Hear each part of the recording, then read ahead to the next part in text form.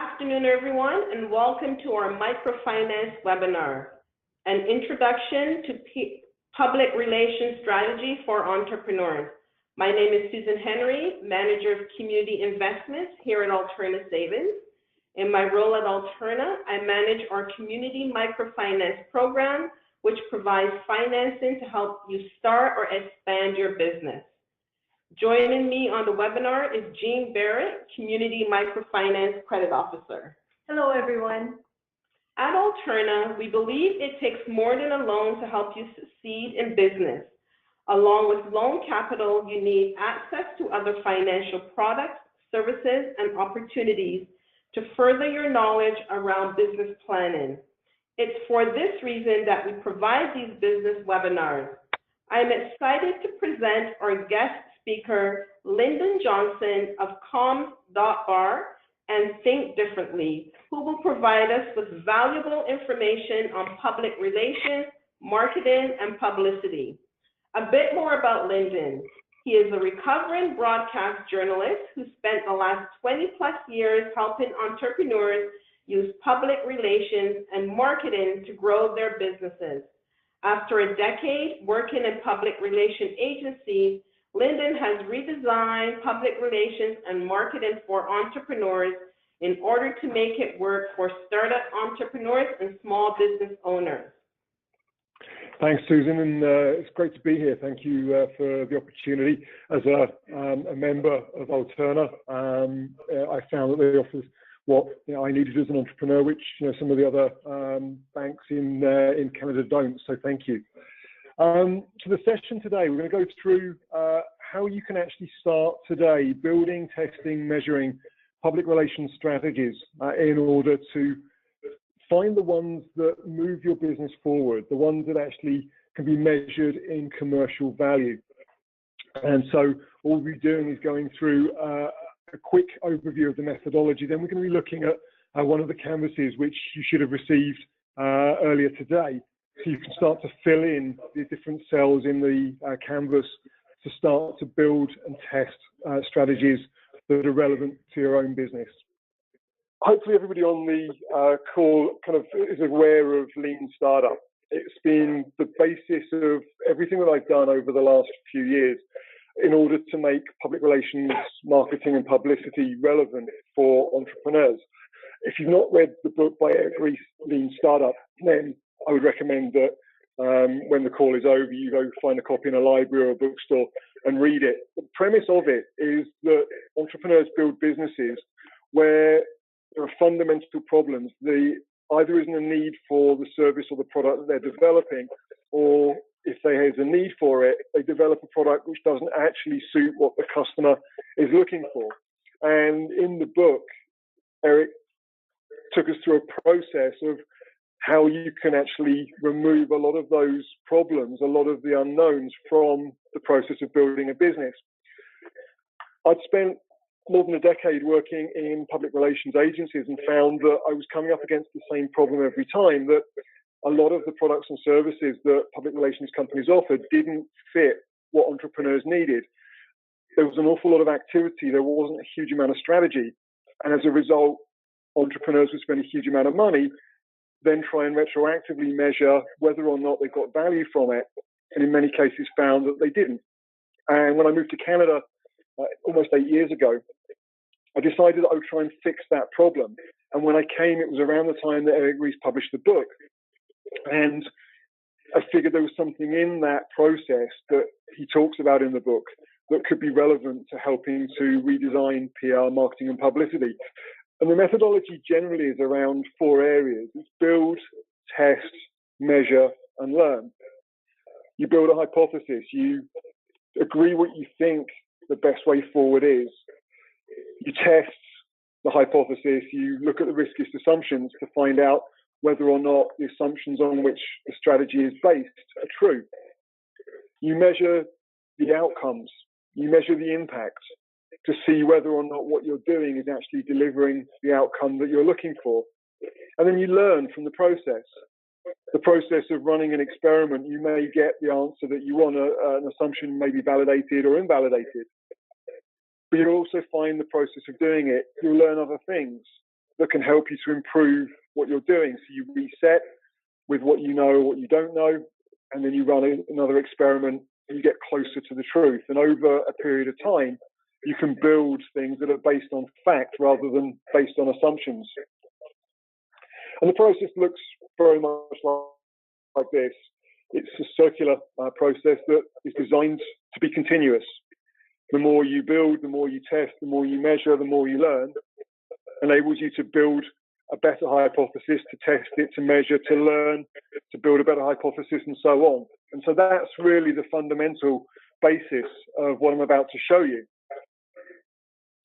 The question that I've been asking for these last 8 years is what would happen if we applied lean startup methodology to public relations and marketing fundamentals? Public relations is a word that is used a lot, but is often used incorrectly. Marketing, the same. Marketing these days can be tagged on to almost anything: Facebook, online, digital, outdoor, guerrilla.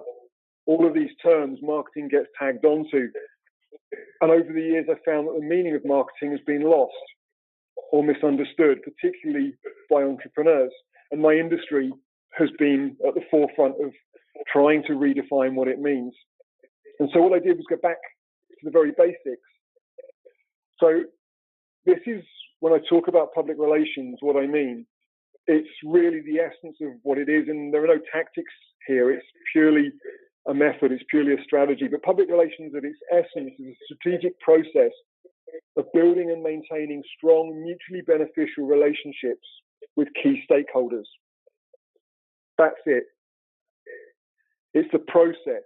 It's about building relationships with people that are important to moving the business forward. And the key word that often gets missed when people talk about public relations is mutually beneficial. A relationship only works if both sides are getting value from it. And so building them has to be about understanding what's in it from the other party. And often it isn't. And so what I've done is build a strategy or build a workflow that puts that mutual benefit right at the very heart. Marketing, again, no tactics here. It's a strategic process of compelling key stakeholders to take commercially valuable actions. Compelling is an important word here, compulsion, because it implies that people take an action because they want to, and also that they take it without really understanding the logic. If you look at Apple, spending $1,000 on a cell phone really makes no economic sense, and yet people do it in millions because Apple's created a relationship with a customer where every time they launch a new phone, their strongest fans, the people they have the strongest relationship with, are compelled to replace what they purchased 18 months ago or a year ago with the latest handset. That's compulsion. Key stakeholders, again, this can be a range of different people. It could be customers, it could be investors, it could be partners, it could be advisors. They're people that are key to moving the business forward. If you're trying to get somebody to take an action that has commercial value, then you need to have a reasonably strong relationship with them for them to be compelled to do it. I often get asked about the term commercially valuable, saying that not everything can be measured in dollars and cents. And while I agree, most things can, but the point here is that commercial value is more about moving the business forward than it is about measuring everything in dollars and cents. Obviously, the ultimate goal is to measure it in dollars and cents terms, in financial terms, but not everything will necessarily be measurable in financial terms immediately. And the third definition is publicity. Now, a lot of what people talk about when they talk about public relations is actually publicity. Publicity to me is a strategic process of generating commercially valuable awareness with key stakeholders and doing it at scale. It's not a definition that the mainstream industry uses, but for the purposes of startups and small businesses, it's important to make the definition. You need to build a relationship with somebody before you can communicate with them at scale. And when you've defined who these people are as a group, it makes communicating with them effectively much easier. you can only do that once you have a relationship with them where you're able to learn about what they like, what they don't like, and how to stimulate them to take a commercially valuable action on behalf of your business, or whether they will or whether they won't. And if they won't, no amount of communicating, of content, of tweets, of Facebook posts, of videos, no amount of urging them to take an action will make them do it. So those are the definitions. And it's important that we understand what we're talking about so that when I talk about them, you can see them in context. The product of going through that process is that I've designed a new workflow, a series of canvases. And if you know business model canvas, lean startup canvases, they're very similar. They were the inspiration for what I built, but the process is about building and maintaining, mapping relationships, activating them, and then communicating en masse at scale. And when you follow a logical process, if you think about what we do every day in our personal lives, you do things for people that you have a relationship with, that you want to help, that you want to support. When you need help, you ask people that you know are most likely to be able to help. And this process of building and maintaining, mapping, activating, and communicating at scale really underpins the fundamentals of a strategy for entrepreneurs. So just show you the canvases, and you will see one today in the hour. I wanted to spend as much time getting everybody started, but this is the public relations canvas. Again, if you know Lean Startup, you've seen business model generation canvases, it will look very familiar. It's been designed that way. It's been designed to make it easy to access, for people to naturally be able to fill in the different cells. But this is the first part. Before you do anything else, before marketing, before communicating at scale, you need to build strong, mutually beneficial relationships with key people. And this is the format for how we actually build and test hypotheses to find out whether or not the strategy is based on fact or not. This is the relationship mapping canvas. And this is where I find a lot of the strategies move from the build phase to the communicating at scale phase. And it can be done very quickly. The idea here is that when you know who the people are that are critical to achieving a business goal, you can map your network and find out whether or not you have people that can help you to build relationships with those people. Or if you have advocates, you have people with which you already have strong relationships, you can use this to help them identify other people that are within their network that are like them, that have the same needs, that have the same likes, the same dislikes, that, broadly speaking, see the world the same way that they do. And this canvas enables you to do it. From the 6 circles at the center here, the larger circles, if you do 6 generations of this, so each of the outer circles in the next generation would become a center circle, you can go from 6 people to 270,000 in 6 generations. If you start with 10 in the middle, then you can go to 1 million in 6 generations. So it scales really quickly. And the beauty of this is that if you know the people in the middle are people that can help you move your business forward, you're starting with the equity of the relationship that you have with them to help you to build a broader relationship map with people that are like them, that are likely to take the same action to purchase a product, support a cause that these people in the center are already doing. The other thing to mention on this is about the relationship strength. You'll see the box to the right-hand top corner of each of the hubs. It's a relationship measure. Relationship strength, and the 2 ways we measure a benchmark is what's the relationship strength today, and the requisite, how strong does it need to be to get the outcome that you want. If you're asking somebody for $3 for a TTC ticket, it's arguable that the relationship doesn't need to be that strong. If you're asking for somebody to buy a product of a value more than about $5, it needs to be quite strong and stronger than a lot of entrepreneurs believe. If you're asking for somebody to invest $50, $100,000, $5 million in your business, the relationship needs to be really, really strong. And this can actually help you to track the process of building relationships. Are they getting stronger or weaker as a result of the strategies that you're employing, with the ultimate goal of achieving the commercial outcome that you set at the top of the PR canvas? So the Lean Publicity Canvas, again, is all about journalists. It's all about helping build strong relationships with journalists as a way to get media coverage, but not media coverage for vanity purposes, for getting media coverage that's commercially valuable. It has an impact on your bottom line. And that's one of the big challenges that the traditional PR industry, the PR agencies, have struggled with. They pitch journalists and try to justify coverage based on the volume, rather than on whether it actually changes the business, whether it moves the business forward. So let's look at the Lean Public Relations Canvas. Let's start to do some work.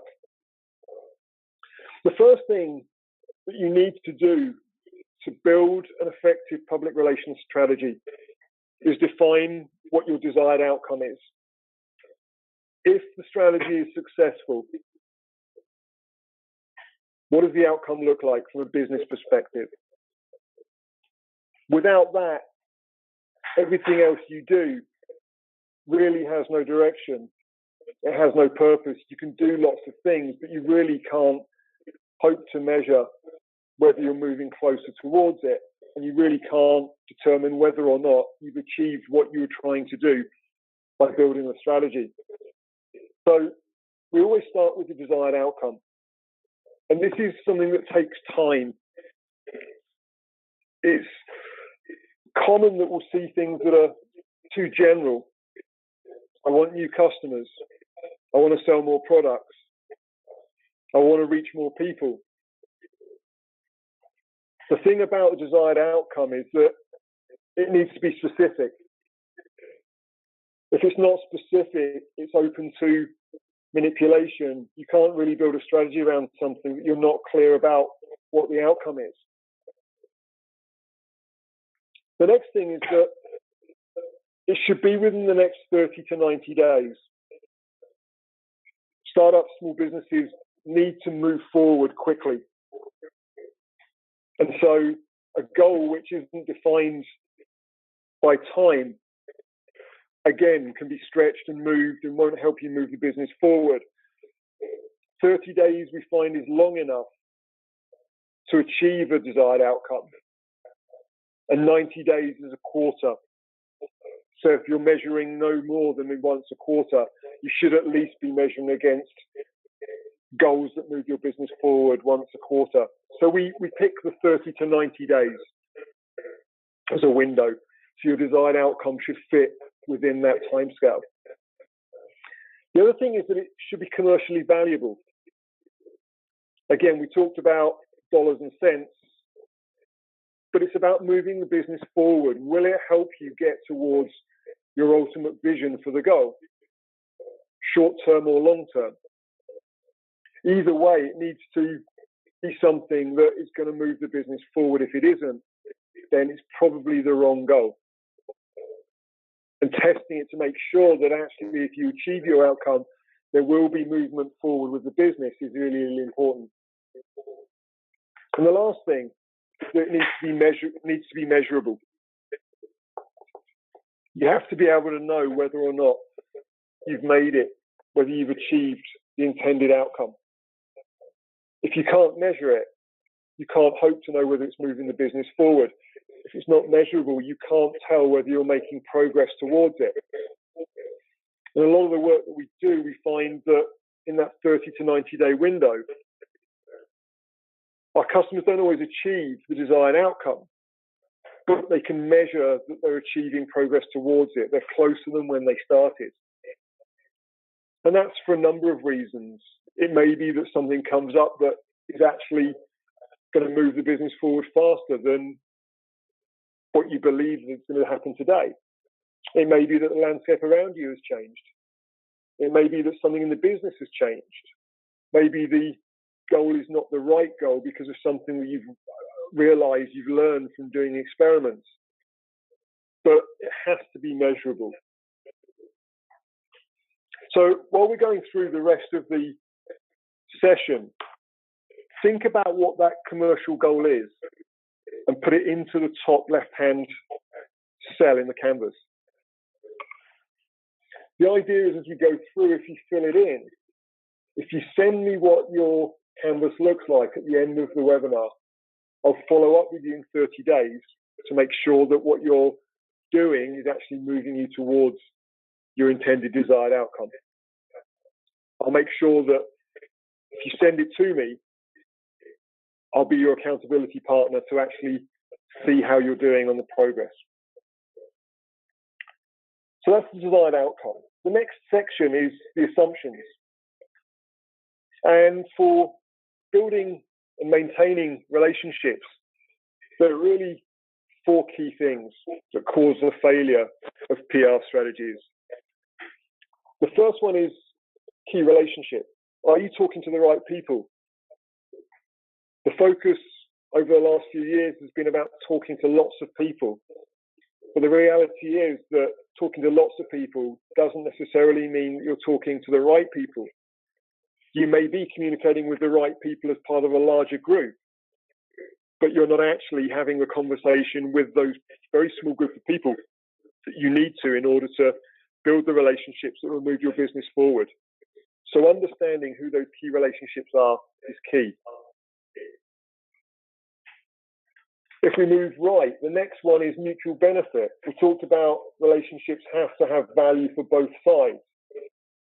So understanding why an individual or another organization would want to build a relationship with your company, with you as an entrepreneur, is important.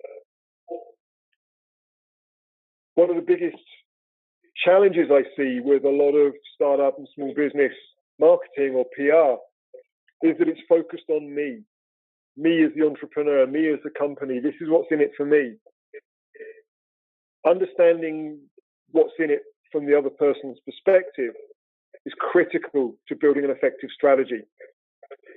And so we want to understand what we think the mutual benefit is, what we assume the benefit is to the other person as we start to build a strategy. Moving to the bottom left, timing. This is huge, and it's something which often doesn't get considered. Timing can have the difference between a strategy working and not for no reason that you can control, unless you control it. Timing can have a negative impact. It can also have a positive impact. So understanding the timing issues around building a relationship with somebody. I always use the analogy that if you meet somebody, you think that, you'd like to get to know them, you'd like to build a personal relationship with them, but they're already in another relationship. Timing's not perfect. You miss out on the opportunity to build a relationship with them. It's the same with businesses. If you're building a relationship with somebody with the ultimate intention of activating it through marketing, asking them to do something, the timing can be one of the biggest causes of failure. They're just not ready, or they're just not able to make that move, to take that action. And then the final thing in the bottom right is the conversation platform. How do you build relationships with people? There's a big focus on social media right now, but it's a very ineffective way of communicating with people, certainly with people one-on-one. And when you're building relationships, I'd argue that one-on-one is by far the most important.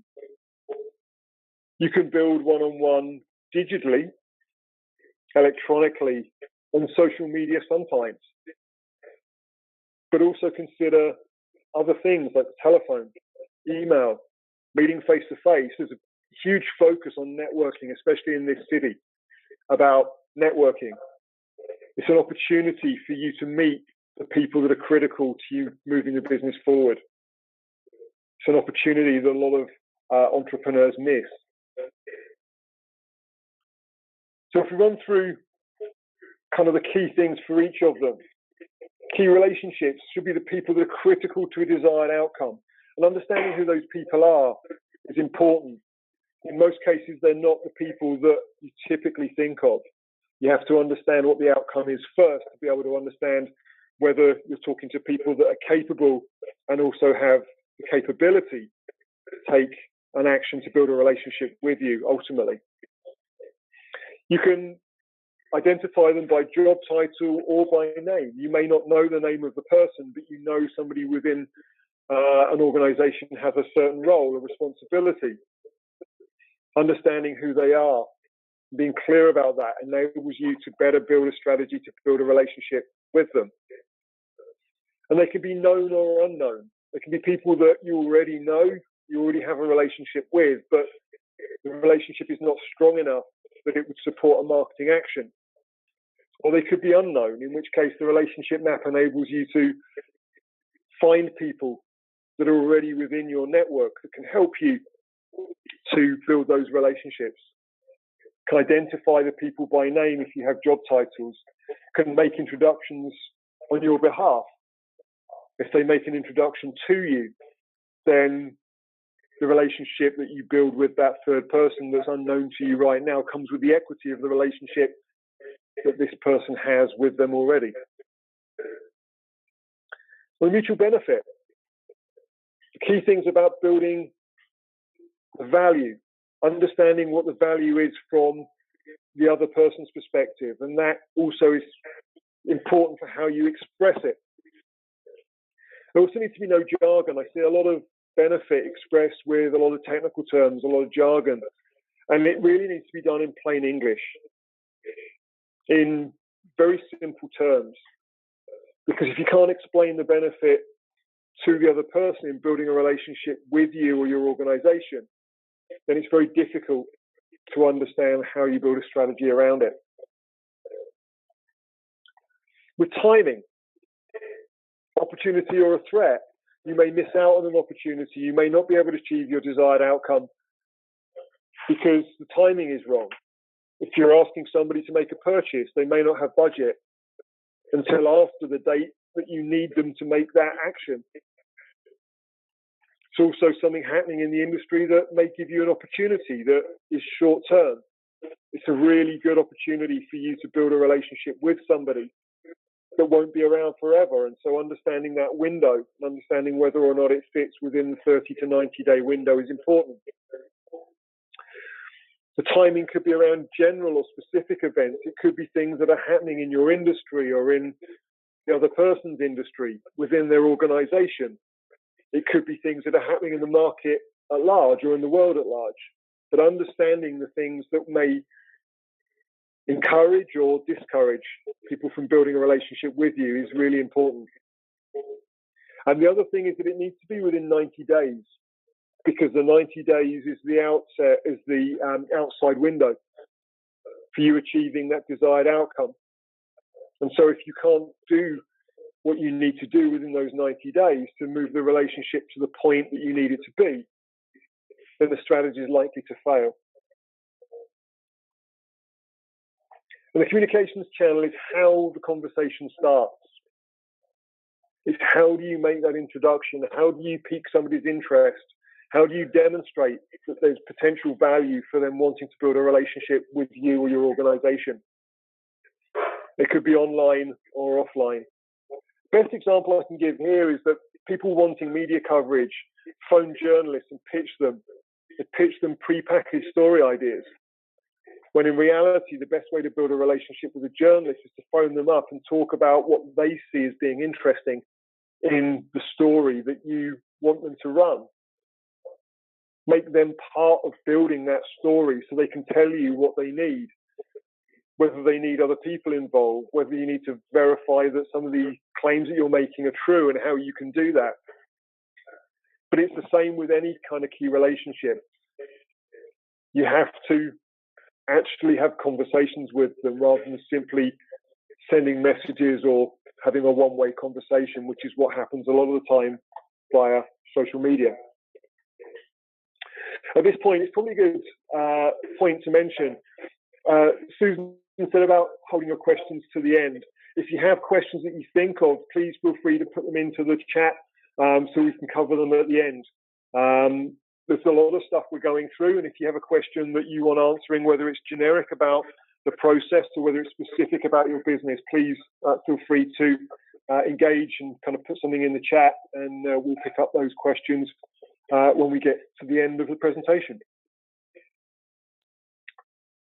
So we've covered building desired outcome, building a hypothesis, looking at the assumptions. The next thing is to actually write down what the hypothesis is, what we think the strategy looks like, how are we going to achieve our desired outcome, who are the key people, why do they want to build a relationship with us, what are the timing issues around building those relationships, and how do we actually start the conversation. Combination of those will become our public relations hypothesis. And if you know lean startup, you'll understand risk-based assumption. It's the thing that's likely to cause the failure of the strategy first. Is it the timing issue? That they might want to build a relationship with you, or they might want to take an action, but they can't do it in the window that you need them to do to be able to move the business forward? Do they not understand the mutual benefit, or is your understanding of the way they see the value of your product or service not the way your prospect sees it? Are you talking to the wrong people? If you're talking to the wrong people, it doesn't matter what else you do. They're not going to want to build a relationship with you or your business because they're not the right people. Or are you doing it in the wrong way? Are you broadcasting on social media when actually picking up the phone and talking to them or meeting them in person is actually the best way to build that relationship? So the hypothesis, the summary, is the best guess strategy. It's what, based on the assumptions that you've mapped out in the canvas, is all you think the strategy needs to be for achieving your desired outcome. It's a combination of assumptions by definition. And it's really an if this, then approach to it.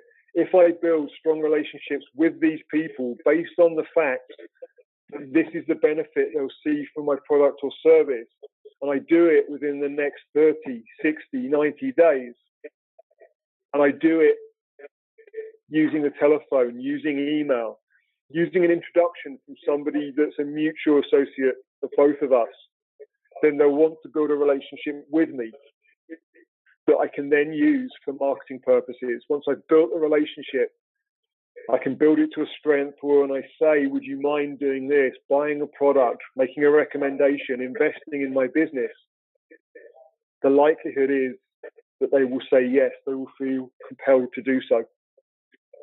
And so that's the hypothesis.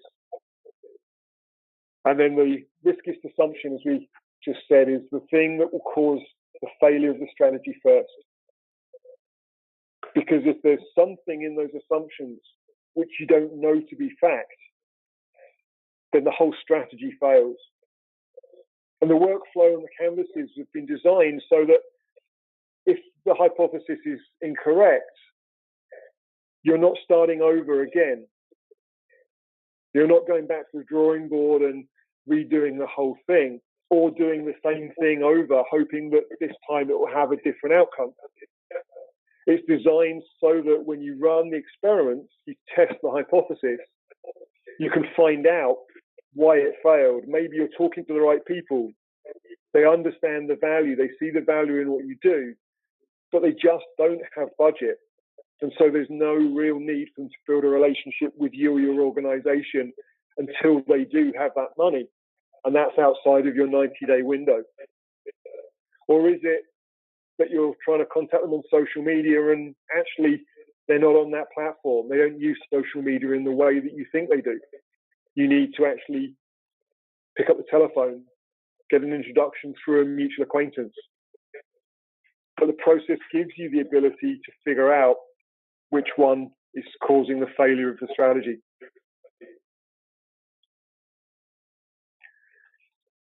So we've identified what the goal is. We've detailed the assumptions, the things that we think are the right strategy in these 4 areas. We've built a hypothesis, and we've also identified what we think the riskiest assumption is. Now we can test it. And you'll see along the bottom that the experiments match the assumptions. So if your riskiest assumption is that you're not sure you're talking to the right people, or the people that you're talking to are not the people that are the decision makers that can help you achieve your desired outcome, you can run a relationship experiment. If you're not clear about the value in your product or service from those people's perspective, you can run a benefit experiment to test it. And I've recently run a number of experiments with a customer where they understood the benefit, but they didn't understand how they described it. And so running experiments helped them to identify how their potential customers described the value that their product or service delivered. And that was a process of running experiments. Now they understand it's making building a strategy to achieve a specific goal much easier. If it's a timing issue, then you can run a timing experiment. If you don't know budget cycles, you don't know when they'll have the money, you don't know what the price point is, then you can run timing experiments. You don't know whether or not they're able to make that action or build a relationship in the time scale that you need them to.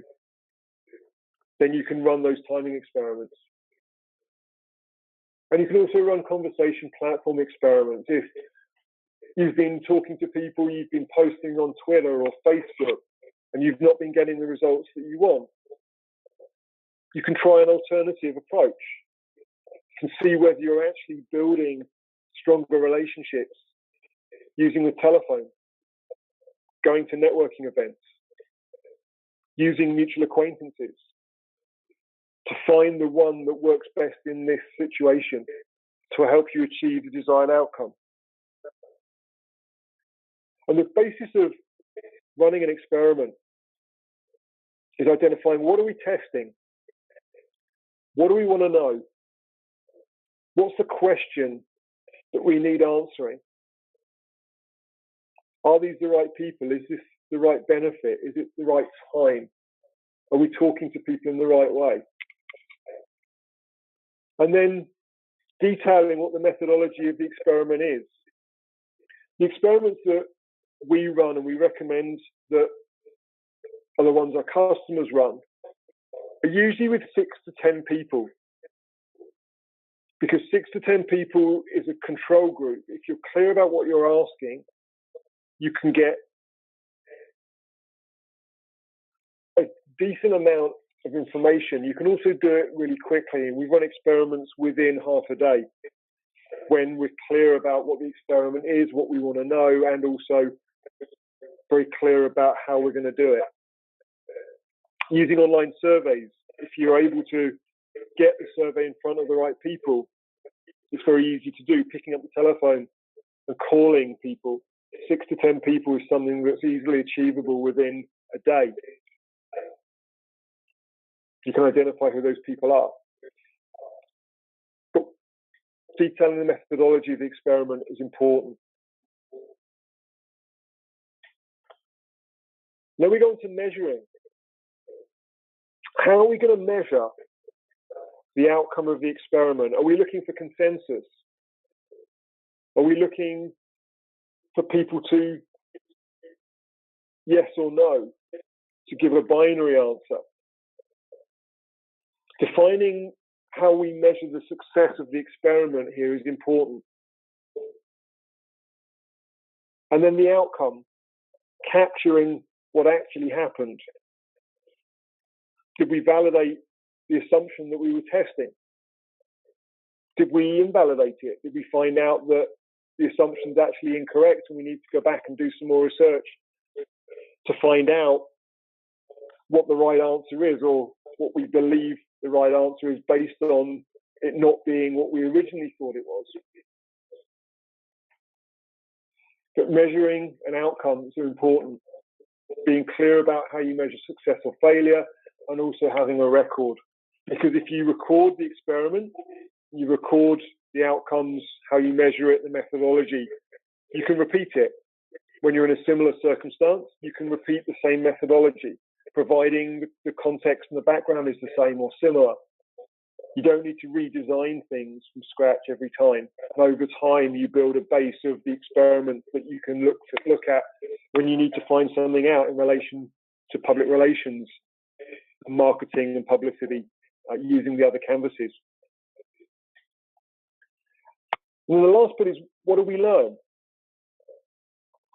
As I said at the start, you can test assumptions, but part of the process of running the experiments means that you learn things that weren't designed into the experiment, but as a part of the conversation, you've learned other information that's valuable.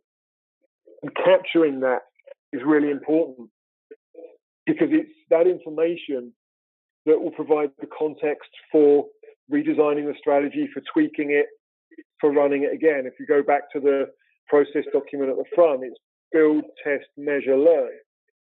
The learning is often the starting point for how do we change this. So one of the assumptions was incorrect or it wasn't validated. We need to change it. What do we learn from running the experiment that will help us to kind of get closer to that next time around? And so this portion at the bottom is really, really important. So as we've been going through, I hope you've been filling in the canvas and you're starting now to see that you have a clear desired outcome. You have assumptions, the things that logically, based on what you know right now, is the answer to who the right people are, why they want to build a relationship with you, timing, and also how you start those conversations, how you start building those relationships. You have a hypothesis, which is a combination of the assumptions. You've got an idea of the assumption that you're least sure about. And the one that you're least sure about should be the one that you test first. And as we've gone through now, you should be able to fill in one of the relationship experiment boards at the bottom.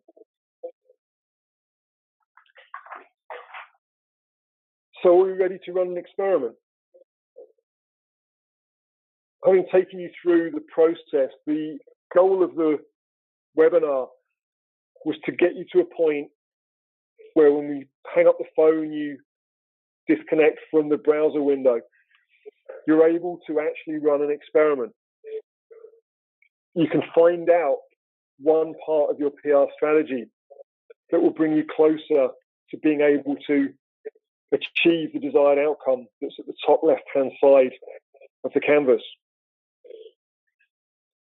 And as you do that, you complete more and more experiments.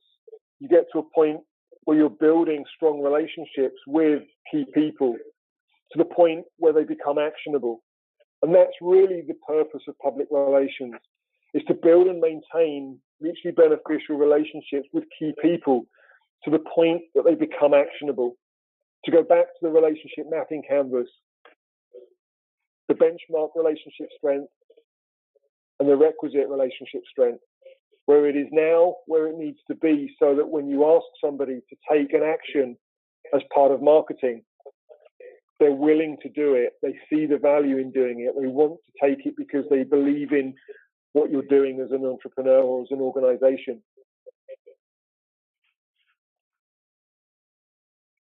And this is a tool that we've developed. Again, if you know business model generation or you know lean startup, these will look familiar. They're experiment cards.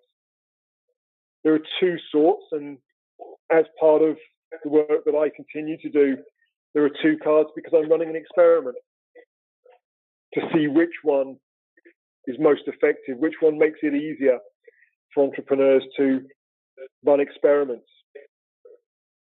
But at the end, you'll see my contact details, and if you'd like the full framework, you'd like the resources, the experiment cards to be able to run your own experiments, to be able to repeatedly run experiments and to document it, then I'm more than happy to make available the experiment cards and the framework for you with the quick start guides, which will enable you to go through at your own pace to actually work through the process. So these are my details. If you want to get in contact with me, I put my website address on here, which is COMMS.BAR. It's like a genius bar for PR and marketing advice, so that you can get help and advice on strategy when you need it without the need to spend thousands of dollars every month. My cell phone number is on there. It's part of being accessible. My wife always kind of questions me when I put it on and says, "Why you put your phone number on there? People will phone you." The point is that if you have a question, please feel free to pick up the phone, give me a call, send me a text. I'm more than happy to answer any questions. My email address, lyndon@comms.bar, and on Twitter, which is my social network of choice, I'm just at think_Lyndon. And that's the main bulk of the presentation. If there are any questions now, if you want to put something into the chat, make it aware on your panel that you have a question that you'd like to ask, please let me know and we'll be happy to answer any questions. Great. Thanks, Lyndon. That was great insight into publicity for entrepreneurs. And as Lyndon said, if you have any questions, please put it in the chat line, and so we can get some answers. This was a really great session. And I'll just kick it off with a question. And you talk about the experiment with 6 to 10 organizations. I'm assuming these are new relationships that you want to build. And how long should this particular experiment be?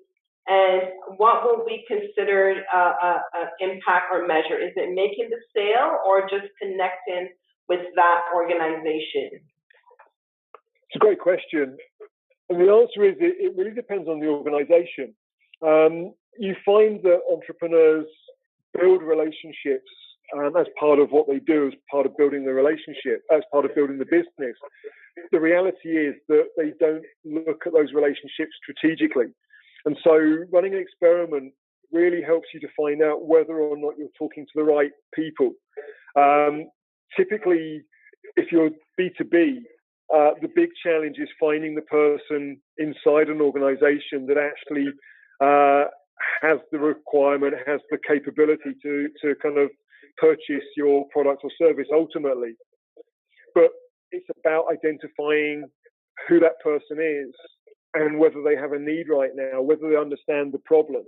And so we see a lot of the relationship experiments are actually around identifying multiple people within an organization, because you have the problem owner, the person that understands the value. And in many cases, they're not the person that holds budget responsibility. And neither one of those people makes a decision independently to buy a product or service. And so you need to identify who those people are. And you find that from starting out thinking that the key person, the key relationship is one person, finding out actually it's a combination of people. And so it's kind of doing that process and doing that research to find out that actually where you think there's one person, there may now be 3. And actually there's one person that can influence the other 2, that you don't have the ability to kind of have access to that person directly until maybe perhaps the very last stage. But to get there, you need the one person that is your advocate inside the organization, that has the need, understands the value or the benefit of your product or service. They can help you to build and maintain the relationships with their colleagues to the point where you make the marketing ask. So can I have a PO? Would you buy my product or service? You said that you want to buy it, so now can I have a letter of intent? So that's really kind of how they typically work. In terms of measuring them, it can be done very quickly to kind of establish who the people are. And if you have a relationship with somebody, actually understanding how strong your relationship is can be the measure initially. then as you go through and you run experiments, you find the strategy is actually improving the strength, moving it closer to where it needs to be to get them to make a decision and to actually take a marketing action, or it's doing damage and it's actually weakening the relationship that you have with them. And so that's how I would measure from a relationship experiment whether or not you're making progress. Is the relationship getting closer towards being actionable, or is it actually not moving, or is it being weakened by what you're doing? Great, thank you. I don't see any questions in the chat box. If there's, give me 1 second. Yeah. Okay, I think we have one. Give me a second here. Yeah. It's from Nikki. She says, this is really great, excellent timing, thank you. Where can I find more information about working through the public relations canvas? Is there a book, website, completed samples of the canvas? There's a website. If you go to COMMS.BAR, you'll see a tab that will actually be on the framework where you can actually download it. What I can do is, if said it was Mickey or Nikki, I didn't hear properly. Yes, it was Nikki. Nikki. So if Nikki wants to provide her email address, maybe to Alterna, I can send you a link where it will walk you through step by step. I don't have any filled in, but I do have the quick start guides that take you through step by step. Essentially, will enable you to go through the process of filling in this and the other 3 canvases at your own pace. And so, thanks, Lyndon. Because you said, they could follow up with you as an accountability partner, do you think you can provide your email address to the group? Yeah, absolutely. What's the best to do that? Do you want me to put it into the chat? Yes. Okay, let's do that now. There we go. So that's in there. And it's also on the screen that you're looking at right now. It's just the second from bottom line, which is just Lyndon at COMMS.BAR. So thank you again, Lyndon, for providing this webinar. It was quite useful. And I urge all the participants on the line to get in touch with you to gain some more insight. And again, I think having that accountability partner is a really good effort to make sure that you sort of complete your, your 6 to 10 organizations and run that test piece. I would like to thank you all for participating. I hope you were able to take away some important pieces that will help you in the success of your business. So thank you all for joining us.